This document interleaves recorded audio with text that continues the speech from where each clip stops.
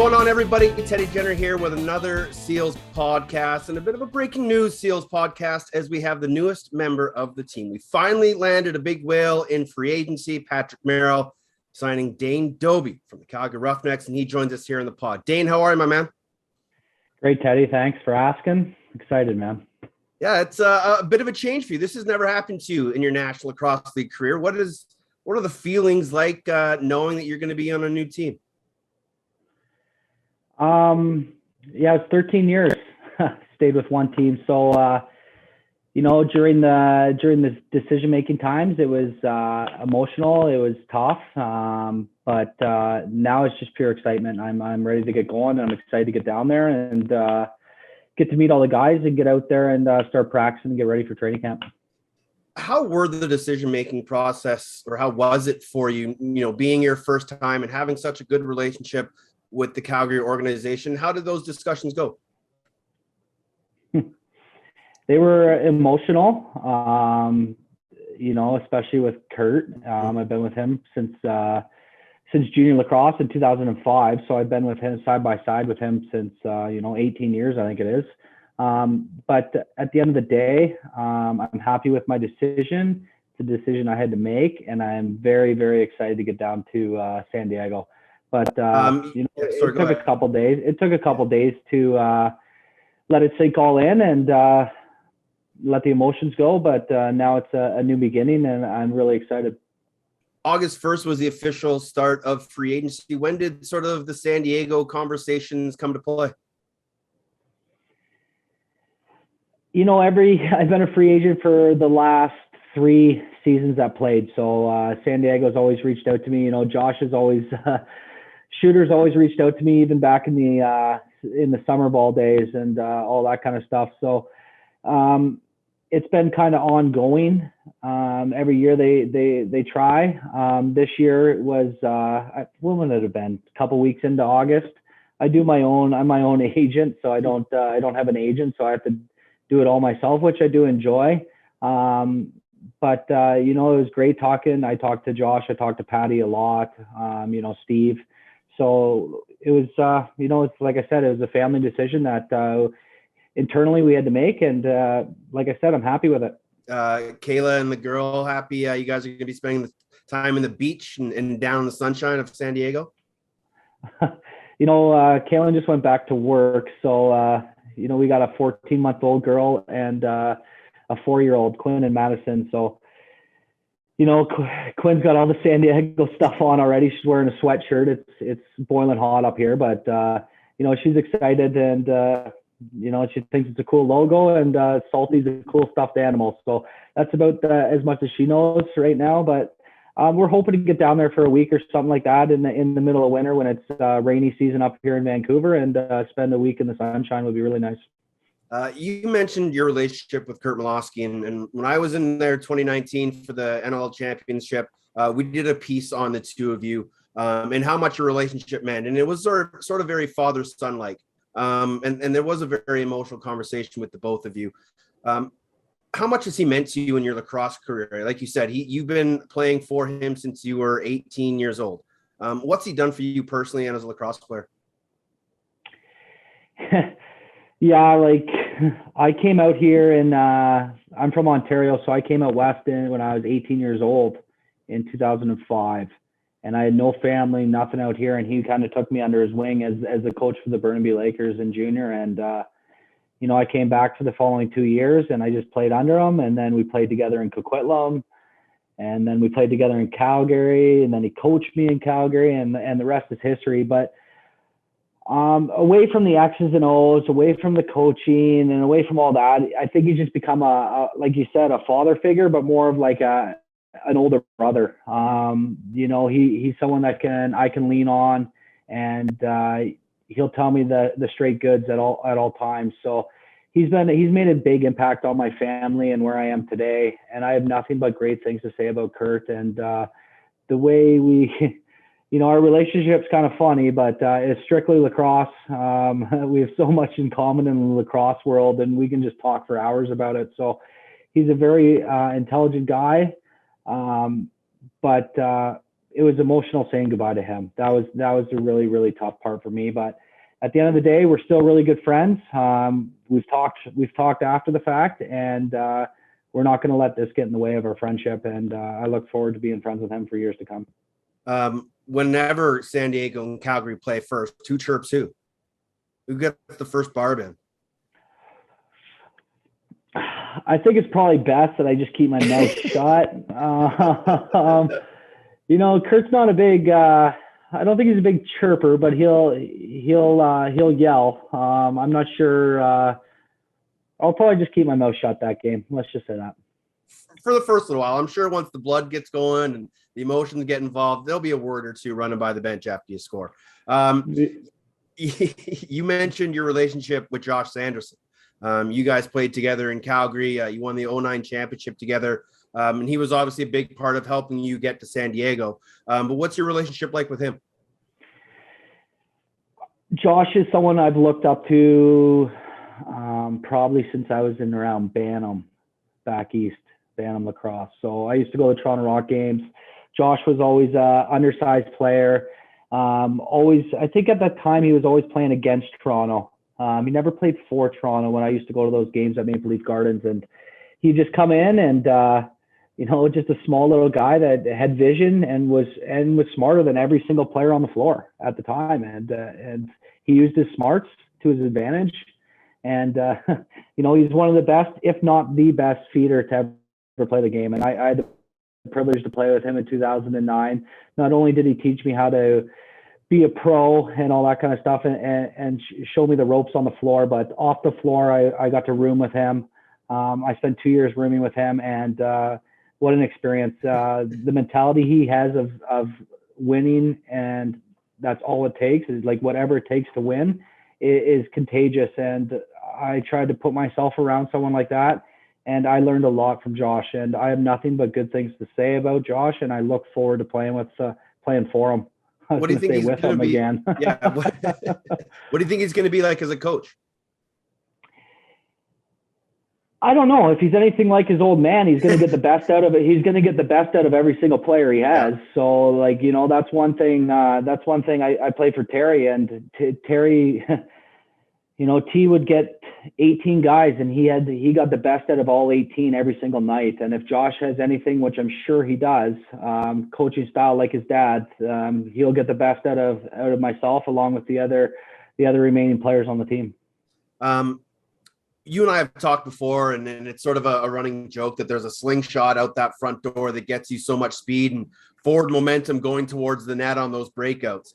But I want to kind of go inside the mind of Dane Dobbie. When you're in tight on the crease, are you knowing where you're going to shoot? Are you reacting to the goalie? Like a lot of kids kind of struggle in close with their stick skills. What's a bit of a pointer you can give to them?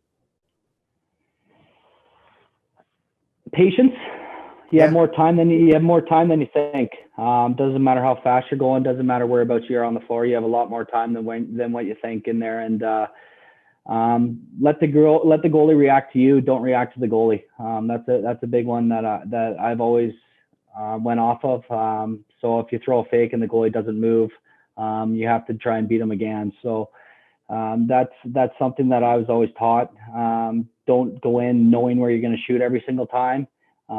Let the goalie tell you where you're going to shoot. And that's just something that took time for me. But when if you come off the bench, that's the easiest way to score, because, the defense played a great shift. The goalie either outlived it, and you have a defender running as hard as he can to the bench. So kudos to defenses that get off the floor like that and spring offenses. But I've had a lot of success over my career and on breakaways, but hopefully that can happen in San Diego as well. Well, you're going to be reunited with Frankshiliano, who are you with in Calgary for a number of years, and he's one of the best passers in the game. How excited are you to get back with not only him, but a guy like Wes Berg as well?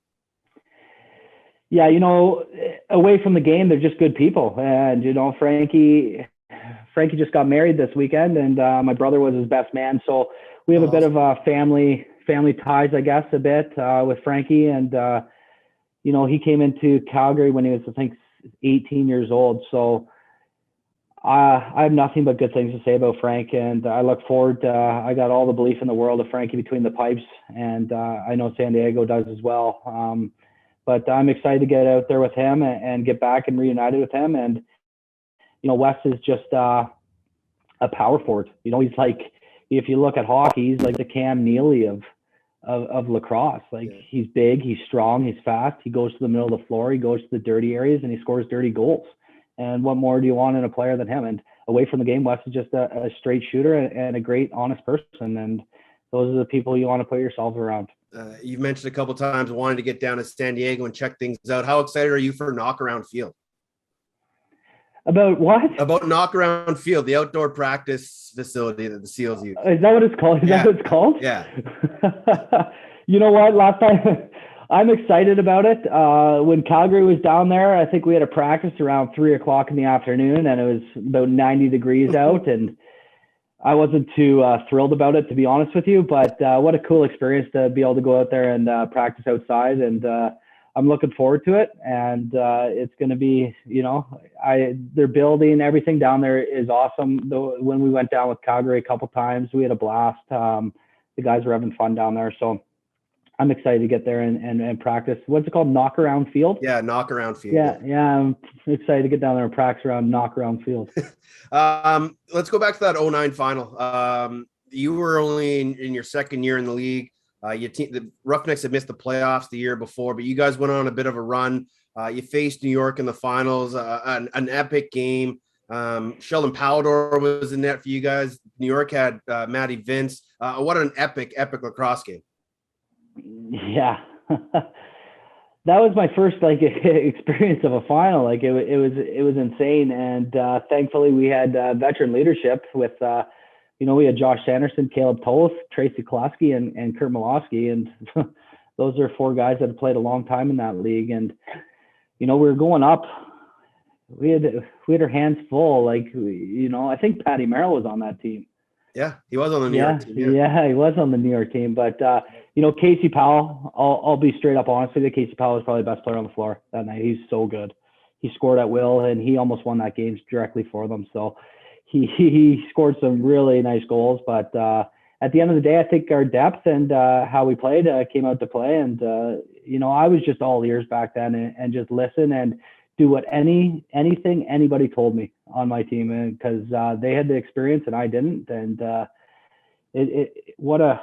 thought it might be easy after winning that championship, and 12 years later, had to wait to win another one. So It's tough to win in this league, and you got to have buy-in from everybody. You get that chance again in 2019 in front of a jam-packed Saddle Dome crowd. It was an unbelievable environment. But that year you were the veteran and you were the guy that kind of had to lead the way for the young guys. What was the juxtaposition between those two games as a young face to a very veteran face? I think it was more nerve-wracking being older, to be honest with you. But the kids we had and the young guys we had, it was easy to lead that team we had. And, I'm a big believer in leading by example and, putting it all on the floor every single night and peaking your game at the right time. And last year 2019, I guess, we peaked at the right time in Calgary and everybody was clicking at the right time. And it was, I guess, from a leadership point of view is just more vocal, more telling people it's like, guys, it's okay. Like no matter what, we'll be okay. And just keep battling and play for one another. And make sure you can look yourself in the mirror after the game and said you gave it your all. And after that, that's all we could ask for from you. When Dutchie scores that game winner, I know I went crazy as an announcer just because it was such an unbelievable moment. But you were on the far side of the floor. What do you remember about that moment? Not much.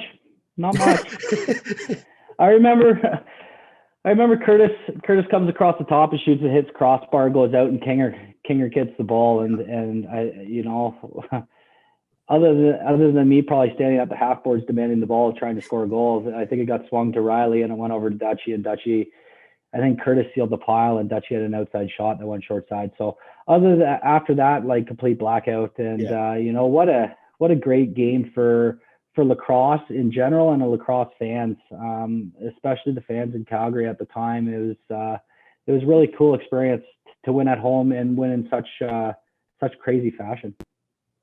A young kid from Elora watching, the Toronto Rock. Did you ever think you'd be a championship MVP, a league MVP, 13 years with one team, and have all the success and recognition from all your peers? No, it's quite humbling, to be honest with you. But saying that, I remember playing in the backyard and it's just like the hockey kids that always talked about it that are in the NHL. It's like trying to score that Game 7 game winner and, lifting the cup. And I remember doing that for years. And I grew up in Elora, but I had the privilege to, watch guys like Casey Behrens played just down the street from me, played 5 years in Elora Junior B, ended up having a great NLL career. Jamie Rooney. And then just a quick trip from Elora to Toronto to watch the Rock play all the time. And that's when my passion really got into it, saying not, I think I could play here. It's I want to play here and nothing's going to try and get in my way. And thankfully, all the opportunities, all the dominoes fell in place, and I've been given every opportunity possible. And I'm very grateful for that to actually get to where I am today. And, I never would have imagined or really cared about all this MVP and all that kind of stuff. Is championships and its rings and its pictures and its memories with teammates. That's really the icing on the cake. For me at least, as a lacrosse player, that championship picture with the trophy in the middle. That's what we play for, and that's what we want to do. And it takes not only all players, it takes training staff, or coaches, and trainers, and everybody involved deserves to be in that picture, and that's what we play for. When you lifted that trophy over your head as captain, you look back at all of your teammates and the excitement and the happiness and the joy in their faces, that's got to be a pretty unique feeling. Yeah, it feels like a once in a lifetime, and it just feels like an elephant comes off your chest, to be honest with you. We lost a few years back in Rochester, where it was just the weirdest way to lose the championship. And that was the mini game, right? Yeah, we lost in a mini game. It was 10 minutes. We're up 2-0 with 2 to go. It's just so extreme. It was you just couldn't believe it happened. And then to win one like that, there was a lot of guys on that team that put a lot of years in. I think it was probably 9-10 with Dix and Danny and Greggy and stuff like that. And Bob McMahon's been in the league since the league started. I don't even know, 3 leagues, MLL, whatever it's been called. He's he's been around. So we actually gave him the trophy first, just because he's been around for so long, and he was such a mentor to so many people in that dressing room. But what a relief when you actually get it done. And it's tough to do. It's really tough to do. Yeah. Obviously the last 2 years or whatever has been a crazy time. Obviously you're a working man, but what have you been doing with the family just to kind of keep yourself sane? Well, during COVID, we had another one. So I got 2 girls. Yeah. My Madison's a COVID baby, I guess. But 2 girls under the age of 4 and a wife and a household, that's enough to keep me busy. I'll tell you that. So enough. We had a camper, so we've been camping a little bit here and there, and I've been itching to play, so I'm playing a little bit of lacrosse with some leagues up here, but it's just getting out and throwing the ball around really right now. But I don't know, golf, work, spend time with the family. That's really all it is. And right now, so I can't go another winter without it. So hopefully this is everything settles down here, and we get back down there, and it's a go this time. You mentioned the Summer League in Canada, playing the XLL. I'll just have a bit of a put together by some people to get you guys out playing and give you guys something to do and feel the presence of the Medicine game. And you've been out there shining, as I see every week. You even scored a goal from your defensive end. What were you doing back there? I play defense sometimes in that league. I try and take the short changes. Whenever it's in the short change, I try and play some defense. Yeah, fair enough. There's a lot of young kids. I'm probably, I think I am the oldest for sure. probably by a decade in that league. But I just love it, man. Like if there's an opportunity to go out there and throw the ball around and play some games and have some fun, I'm in. So, and especially with this, what are we at, 2-year hiatus of lacrosse. So I was a little upset and torn that the WLA didn't come back this year. So XLL started something up, and I thought I'd get a couple games in. It's 1 game a weekend, but it's done now. I think there's a finals, but I can't make it. But in the upcoming time, hopefully I can get some practices out there and get the San Diego guys that live up here in Vancouver out to the boxes and get throwing the ball around a little bit. Have you reached out to Graydon Bradley for number 44 yet?